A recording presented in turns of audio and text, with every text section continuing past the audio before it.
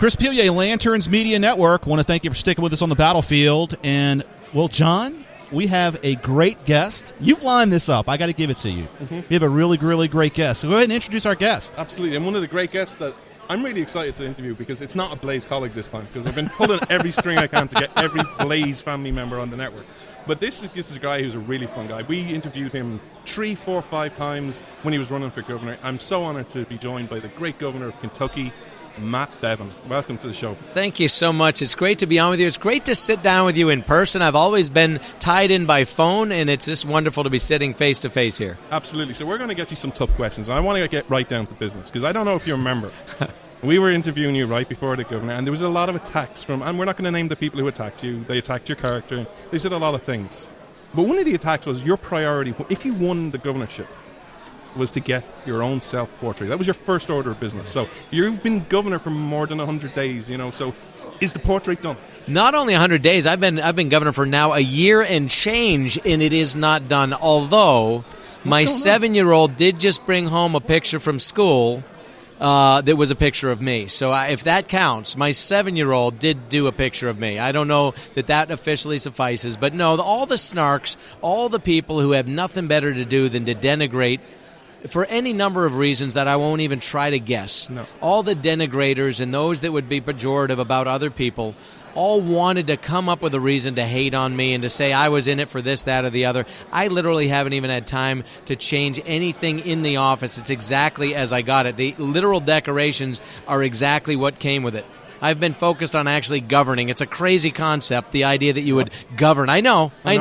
The actual thing, doing one's job and not worrying about the trappings has been my focus. I know what you're a smart guy. I know what you're doing. You're going to run for re-election in a couple of years, and that's going to be your campaign promise, to get that governor, to get that portrait done. Yes, Isn't that right? That's going to be your still not a priority. Maybe for those who are not big fans, but for me, I really not too concerned with it. Absolutely. So down to the serious issues. Kentucky.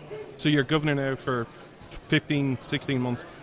The biggest thing for me as an outsider is the greatness of America is the 10th Amendment.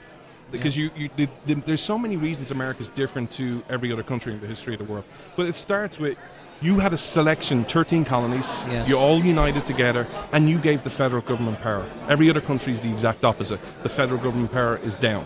Yes. I'm a big supporter of the 10th Amendment, but also Article 5 in the Convention of States. We're very passionate. We've got some breaking news coming out on Saturday about working with the Convention of States. I can't share it. I'll share it with you off the air. But Convention of States, what's your opinion on that? It's interesting. First, let me touch on the 10th Amendment. I agree. I mean, it's very clearly those powers that are not specifically given to the federal government. Trade, interstate commerce, tariffs, and security of borders. The very handful of enumerated powers, if those are not specifically spelled out, they are to be the responsibility of the states and of the people. That is the 10th Amendment at its core. And we've gone afield. We've lost our way. And as people talk about Convention of the States, a couple of things come to mind. Depending on who you talk to, it could be any number of things. But people talk about things like term limits. They talk about things like balanced budgets. And who in their right mind would not be a proponent of these things, especially the latter? But frankly, I'm a strong proponent of both.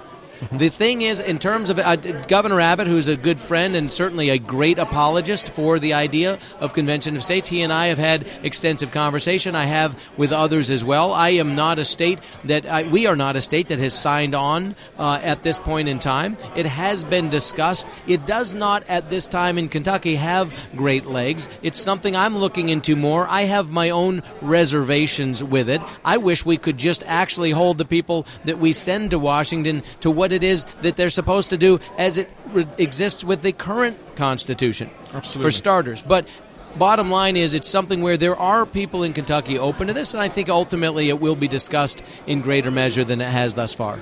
Absolutely, and I know Mark Meckler and loads of people were down there. I think it was like 2-3 weeks ago, or maybe it was more recent, and they met with you and there was a lot of discussion. Yes. So Yep. at least, I understand your reservations, but the one thing I love about you, because you're a good guy, is you're open to stuff that you don't necessarily are endorsing, and I think that's so key, and it's so rare in this world. So let's get back to Kentucky and the politics of the day. So what's going on in your state in the last 15 months that you've been in? What's your biggest focus? Because I remember when we spoke, you had many issues. Yeah. Pensions was one of them. The economy and the pension, I mean, no question. And so what we did, first of all, is put more money into the pension system than ever has been. I cut the budget. Everybody squawked and squeaked. We cut 9 cents out of the dollar. And in some instances, we left certain things, K through 12 education, Medicaid, Veterans Affairs, things like that, we did not touch.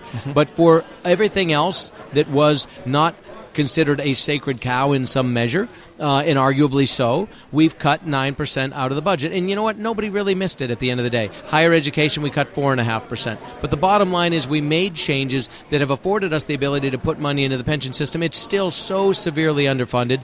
It didn't begin to address the problem, but it stopped the bleeding, and that's important. We also passed an expungement bill that gives people an opportunity for redemption and a shot at getting their life back together again. We just recently passed right-to-work legislation. We passed a repeal of the prevailing wage. We passed paycheck protection. We put a 20-week ban on abortion. We put a requirement that you have an ultrasound. We passed a pension transparency bill. So we have been busy. We're working on tort reform right now, medical review panels. We're working on school choice. We're one of 7 states that has no competition for public education dollars, which has led to the disaster that we largely have seen. So on many fronts, we are foot on the gas, getting things done and delivering on the promises that we made to people. Absolutely, and I know you've got a lot of interviews to go, but I just want to hear, because for me, one of the things we're talking about, what we want from CPAC. And I remember you gave one of the best answers to this question, and you might remember, because I ask it to everyone. For me, everyone seems to be focused on America, the country. You hear the American economy, the American dollar, the American worker. For me, that's all important. I'm not saying it isn't. For me, fundamentally, what I love more than anything else is the idea. There's a reason someone like me has waited 13 years in line to try and get here. I don't want to be an immigrant. I want to be a legal American citizen. It's my dream. Yes. You gave a great answer today, and I'd love just what you've changed over the last 15 months since I've spoken to you. Tell me why America is exceptional. The American dream is real. There is no Irish dream, with all due respect, or British dream, or Chinese dream, or Brazilian dream, or whatever the case might be. There just is not. It is more than just a couple of words. It is an idea, and it is something. I'm a living example of the American dream. I grew up in financial poverty, well below what's considered the poverty level, in a family of 8, but I have been blessed to have any number of things open up to me. At the end of the day, America affords opportunity to those that will seize it. And I'll tell you, the fragility of it is real.